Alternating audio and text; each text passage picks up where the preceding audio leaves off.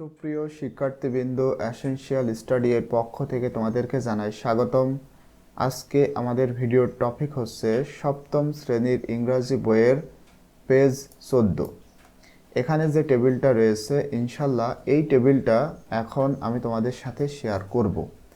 পূর্বের ভিডিওতে আমি তোমাদের সাথে 2.4 এর এ নম্বরে যেটা রয়েছে প্রিফিক্সেস, এই টেবিলটা শেয়ার করেছিলাম। এখন এই ভিডিওতে আমরা বিতে রয়েছে সাফিক্সেস, এই টেবিলটা কমপ্লিট করব। এই ভিডিওটি দেখার পূর্বে অবশ্যই তোমরা এটা দেখে নিবে যদি তোমাদের দরকার হয়। সেই ভিডিওর লিংক আমার এই ভিডিওর ডেসক্রিপশন এবং এখানে থাকা আই বাটনে দেওয়া থাকবে, তোমরা চাইলে সেটাও দেখতে পারো। তো দেখো, বলা হচ্ছে right at least 2 words with is suffix, মানে প্রতিটা এই যে সাফিক্স, প্রতিটা সাফিক্সের জন্য অ্যাট লিস্ট মানে কমপক্ষে 2টা করে শব্দ লিখতে হবে। তো এটা কিভাবে করতে হবে আশা করছি তোমরা জানো, কারণ পূর্বে আমি তোমাদেরকে খুব ভালো করে বুঝিয়েছিলাম। দেখো, এই যে টেবিল, এখানে রয়েছে সাফিক্স, অর্থাৎ এই পাশে সব সাফিক্স, আর এখানে সাফিক্সের অর্থ, যেমন অ্যাবল, এটার অর্থ কি? এটা the adjective form of the word, কোন একটা ওয়ার্ডের অ্যাডজেক্টিভের রূপ এই অ্যাবল, মানে এই সাফিক্সগুলো দিয়ে কি বোঝায় সেটা এখানে রয়েছে। এরপরে এখানে এক্সাম্পল ওয়ার্ড, মানে এই সাফিক্স দিয়ে একটা ওয়ার্ড করে দেওয়া রয়েছে। এবারে ইয়োর ওয়ার্ডস, এই সাফিক্স দিয়ে তোমার 2টা করে ওয়ার্ড লিখতে হবে।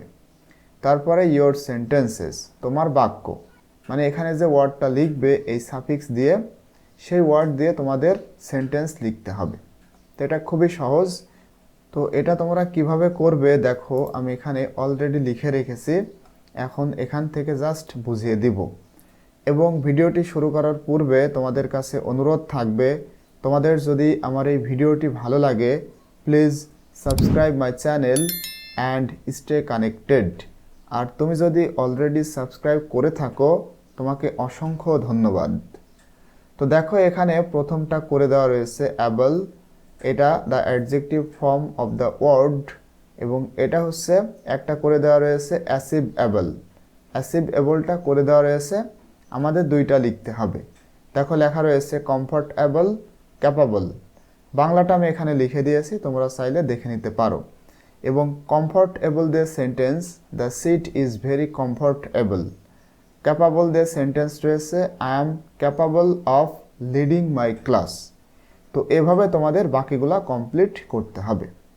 তো দেখো, এখানে ION, TION, ATION, এই 3টাই কিন্তু সাফিক্স, এখানে যেগুলো আছে সবই সাফিক্স। তো এটার অর্থ কন্ডিশন, রেজাল্ট অর প্রসেস, মানে কোন একটা শর্ত, অবস্থা, ফলাফল, এইগুলা নির্দেশ করে। একটা রয়েছে দেখো সিচুয়েশন, অর্থাৎ অবস্থা। তো এইগুলা দিয়ে আমাদের 2টা লিখতে হবে।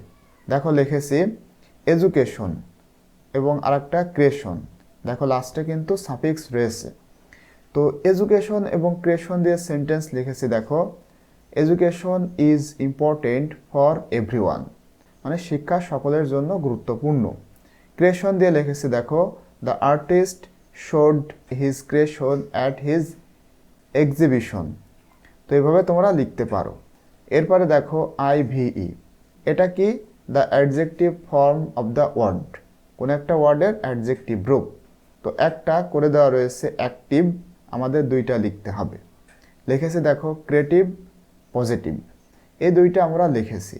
এবং এই 2টা দিয়ে আমাদের sentence, she is very creative, she likes to draw and write. এরপরে পজিটিভ দিয়ে লিখেছি, he has a positive attitude, he always sees the bright side. ঠিক আছে।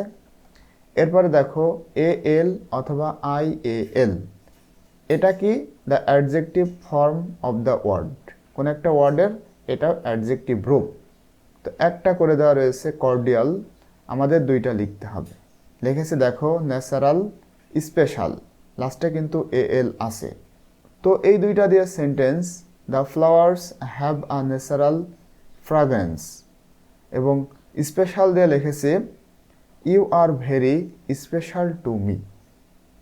এরপরে দেখো ওয়াই, এটা কি? The adjective form of the word, এবং একটা করে দেওয়া রয়েছে লাকি, লাস্টে দেখো ওয়াই রয়েছে। তো আমাদের দুইটা লিখতে হবে, আমরা লিখেছি ফানি এবং হ্যাপি। তো এই দুইটা দিয়ে সেন্টেন্স লিখেছি দেখো, he is very funny, he always makes me laugh. এবং হ্যাপি দিয়ে লিখেছি she is very happy, she loves her life. এরপর দেখো এল ওয়াই, এল ওয়াইটা কি? এটা কিন্তু adverb, the adverb form of the word, কোন একটা ওয়ার্ডের অ্যাডভার্বের রূপ। একটা রয়েছে দেখো কুইকলি, এটা করে দেওয়া হয়েছে, আমাদের দুইটা লিখতে হবে, লিখেছি স্লোলি অ্যান্ড লাউডলি। এবং এই দুইটা দিয়ে সেন্টেন্স লিখেছি দেখো, he walked slowly to the park.